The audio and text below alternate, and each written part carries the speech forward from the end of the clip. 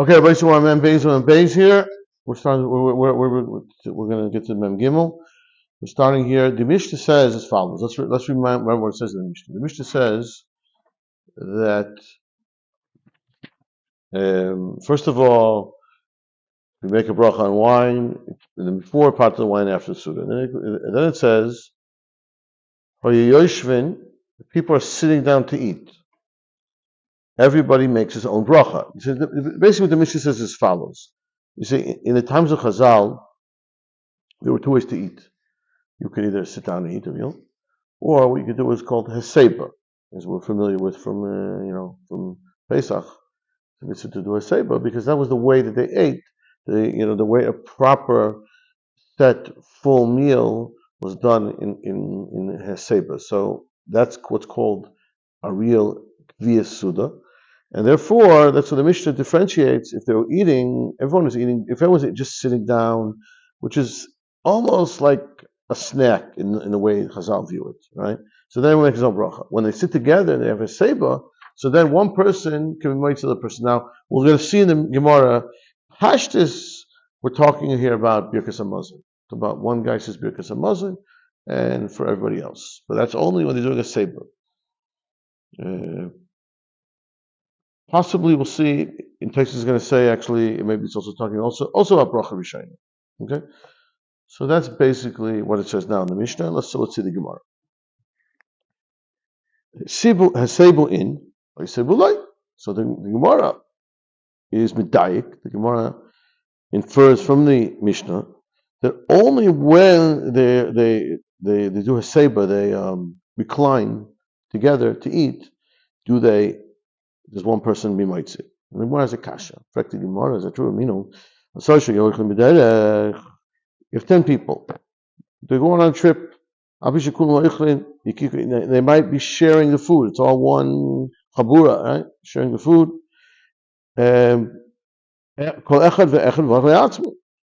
That's if they're kind of on the road, they're on a tiul. That's tiul. Yoshvu, if they sat down together, Yoshvu lechol, but if they sat down to eat, even though each guy has his own sandwich, each guy brought his own food. So here, the Mishnah says it's dependent on whether being on the road versus sitting down. So Katani Yoshvu, so here that contradicts our Mishnah. It says Yoshvu even though they didn't sit down. Answers the Gemara, you're right. There is a mechanism in which we can make sitting down kviyas comparable to a seba. How is that? They said as follows. Nezel v'nechal lachma b'dun plach. You know what that means? Lettuce, nezel, let's go and eat. Lachma, bread. B'dun plach, in this particular place. So therefore, if they make that statement that we're sitting together to eat, so then enochanami, one person may make the bracha for everybody. Okay. Now the Gemara tells a story. I'm sorry, yeah. You know Rav. When Rav passed away, they went, I think it means, to Levaya.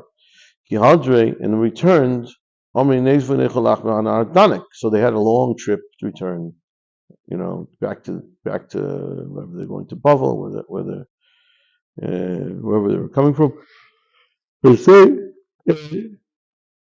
let's go eat. And I dunk. So after they ate, now they had a shiur. They're going to make Birkas HaMazon. So Yosef coming boilu hasebu dav. Now, so we'll make what? So we said, what should we do? Now there's a mile of one person making Birkas HaMazon. It could be it's better. It's Roivam Hatus Melech. It could be their miler. So they wanted to know what's the correct thing. It says in the Mishnah Haseba. We didn't do a seba. We just had a picnic or something. It wasn't a seba. A seba davka tanan avli yeshvuloi. But since they made that statement. So really, again, they didn't know the Gemara, but they had a very similar shaila They had a very similar, give and take that they actually wanted. What about if we said that statement? Which is what we did. So lav b'yadayu. So what was the answer? They don't know. Good question. Hard question. Very deep question. They don't answer. Come gets up Rav Ava, one of the Talmidim of Rad. Ahada kari lachuche. And what he did was when somebody close, a relative died or the Rebbe died, passed away, so they teared kriya.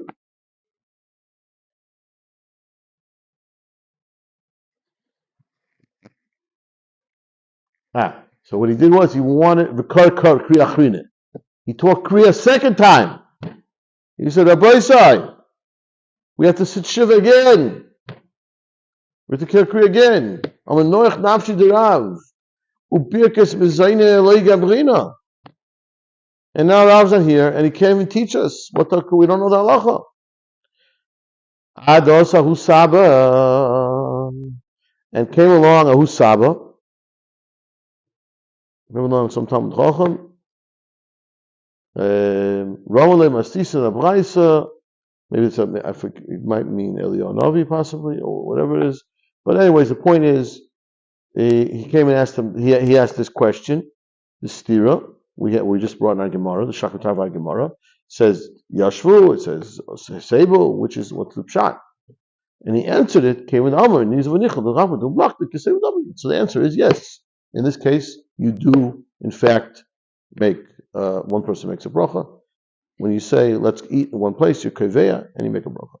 Zokti Gemara right to everybody says, Seibu echad v'vorach. Amr Rav, lo shenu pas. So that is talking about when a person eats bread. In other words, that's when we say that Heseba defines it as a kvius. Avayayin Loboy Seba. Now, I shouldn't say defines it. It's not only defines it, but wine doesn't require Heseba. The idea is basically there's a concept when you're just drinking wine together, you could be kveya together. You could have a kvius. You could have something which is really together, and we're drinking it together without doing a save, because wine, a save is kind of the eating process. It's not necessarily the drinking process. So yain does not require a save. That was Rav's statement on the Mishnah. Now Rabbi Yochanan said it also made it differentiated with wine, but he said it a little differently. I feel yain nami boya save. Oh, sorry, he just disagrees. I'm sorry. He says no. I disagree. That in order to establish it as eating together, also drinking together, also requires a seifa. That's one version of this machlekes. Ikadami, a different version of the machlekes. Amarav leshel pas bread. Demahani le'aseiba. Avayayin lamahani le'aseiba. It's the opposite. Wine, there is no way of really saying we're all drinking together. One person makes the bracha on that wine. There's no such thing. Heseba does not work in the wine. But Rabbi disagrees. The Gemara makes of it. Okay? The following brisa tells us. Tells us the proper way to conduct a meal, and it says as follows: So in a fancy meal, in a chashiv meal, they would invite guests, and the guests come in and they sit on the benches of the kasadras, on stools.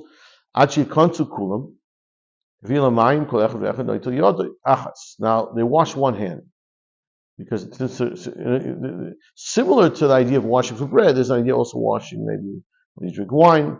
In case you're tameh, you should get the wine tameh. So they wash one hand. There's only one hand to drink a cup of wine.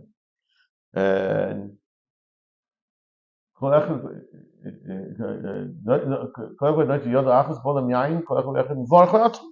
everyone makes their own bracha by pre-gafet. All of these seibu, now they go up. Now they're going to pay attention, or they're going to a different place, and they do a seibu. Bolem mayim.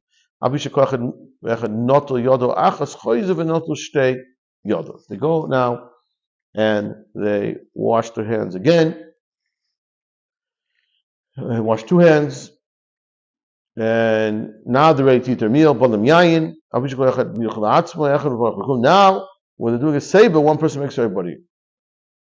So likely should now it's on the wine. Likely should pass the way you say about yain, the way you say about kasheresha.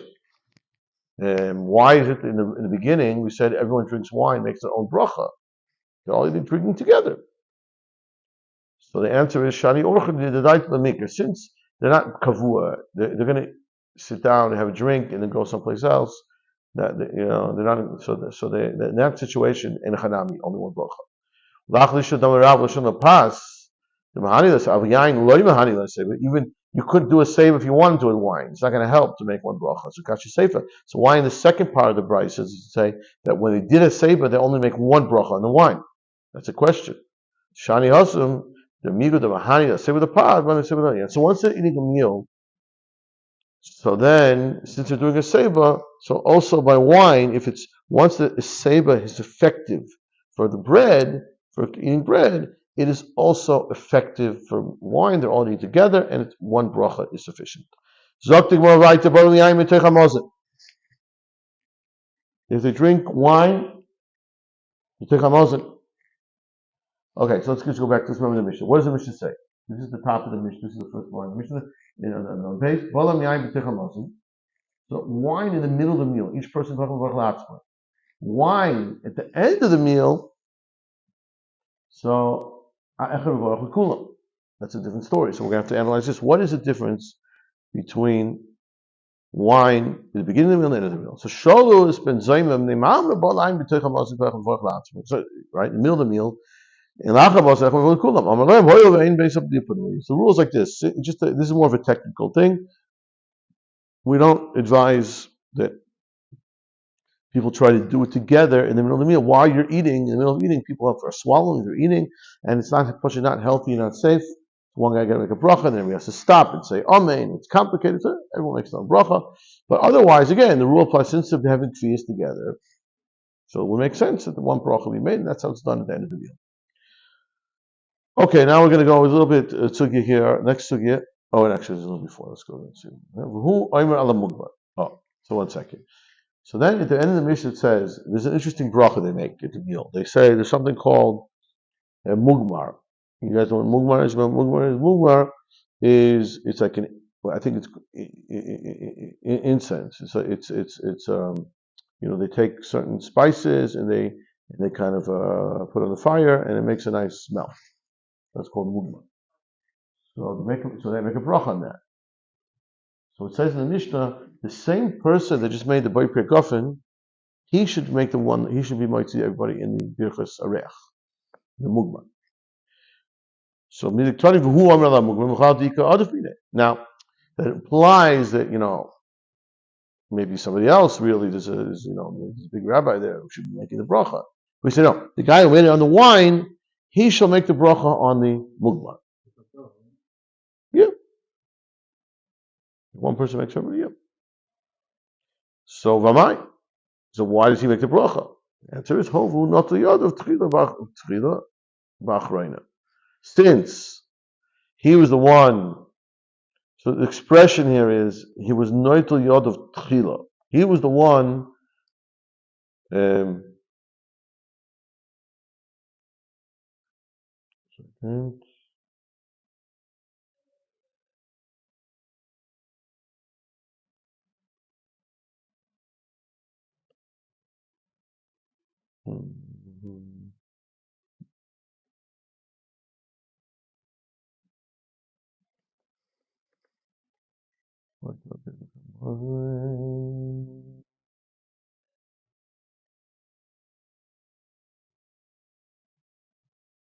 I'm sorry. Which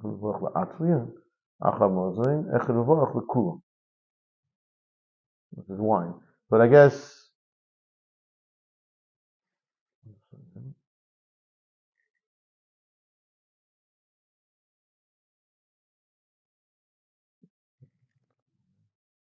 they take this out actually. Sorry.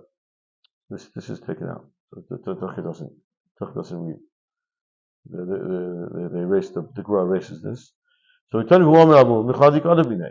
So the Gemara says you can skip the next line from Messiah the Rav.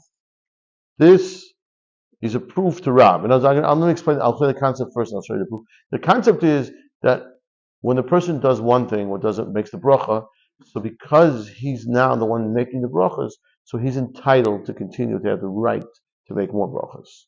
So that's a proof to Rav said Rav Mechia, the Rav, the Rav Mechia Barashi Rav, Hanoitu Yad of Tchila V'Achrayna. So here, this is where it belongs. This line that when whom is on the bracha, what we do is like this: we have the first person. It's called Noitu Yad of Tchila B'Achrayna. In other words, if there's a lot of people, we don't do this, but he's the first person to wash his hands. Ma'im Achrayim. So Memela, he's going to have the right to do the Birkas Hamazon. Once he's doing it first, so he continues doing it. So it's the same concept. Once you're doing one thing first, so then once you're leading in one area, you should lead in the second area. So that's the same concept we're saying here, that's why the person made the Birkas Yayin makes the bracha here. So, and the story goes as follows. Rav and Abchia were sitting in front of the Rebbe in the Suda.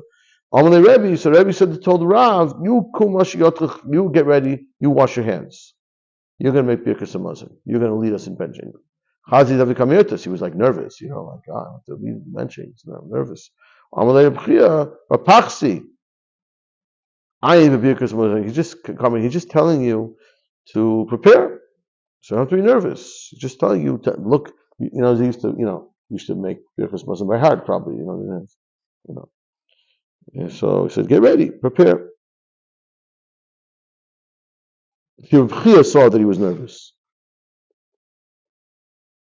Sorry, because he was afraid that he thought maybe Rav was upset with. He didn't understand what Rebbe wanted. He said, you wash your hands. He says, what do you say? Wash your hands.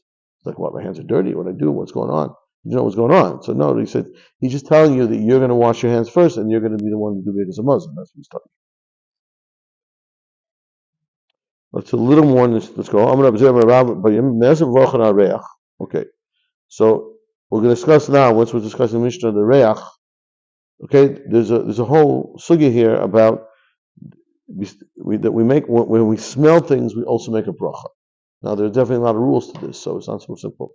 But one of the basic rules is when do you make it? When the smoke goes up, when there's a smoke coming up. Why do you make the bracha? You didn't smell yet, just see smoke. How do you make a bracha? You didn't eat the bread yet. I'm going to eat the bread. He also taita laruche. A little more. Amar Abchia b'rei the Rabbi Nachman Amar Abchista Amar Rav Amar Abchista Amar Ziri Kol Mugmaris b'Vorchel Abori Atzei B'Samim. Mugmar, you make the bracha Atzei B'Samim, even though you're burning it. But since it's you're using pieces of it's using some type of wood or whatever plant or something that's made that's woody, it's hard, and you're burning it, so that you make an atzei b'samim. There's different types of mine b'samim like we make, right? Atzei b'samim, isvei b'samim. So here you make atzei b'samim. Now there's one exception. Chutz mi mushk. It means chayehu. So since it's not really atzei, maybe you use it, you make a mugmar out of it, but that's not really this. It becomes an animal product. I'm not sure exactly what it is, but I think in Rashi they call it musk. There's some type of fragrance, musk. Anyone know that? Anyone know anything about fragrances? No. Is it a cologne called musk? So maybe they use this. Maybe it smells like this stuff here. I don't know. Is it a cologne called musk? Yeah. Let's see a little more. Let's see the kasha. He said, "What do you mean? You only say a parsamon. It's a tree. Shabes Rebbe, parsamon, Shabes Kesa. These really nice trees are parsamon trees that really smell nice. Hadas also smell good. Tufta. That's a good kasha. Yeah, it doesn't add up. And the you don't necessarily make on every mugmeres according to this.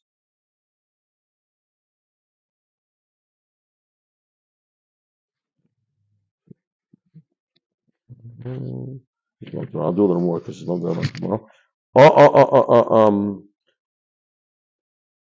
Amalei of Chisda Rav Yitzchak. Chisda says to Yitzchak, "Hi nishcha dafas this oil of some mayim v'ochin on there. It smells good." Amalei Rav Yehuda bari shemen atzeinu. You make a special bracha that Hashem created the oil of Eretz Yisrael. Amalei ba minei Rav Yehuda, except for Rav Yehuda the Chavivulei Eretz Yisrael. That's okay. He says, "Shkoyach." That's Rav Yehuda. That's Hochi Am Rav Yehuda. He loves Eretz Yisrael, so he gave that bracha. What about everybody else?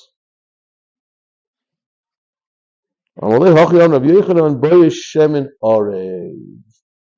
the bracha, bracha Hashem who creates sweet oil, shemen orev.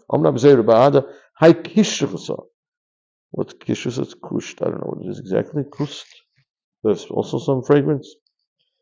It's hard.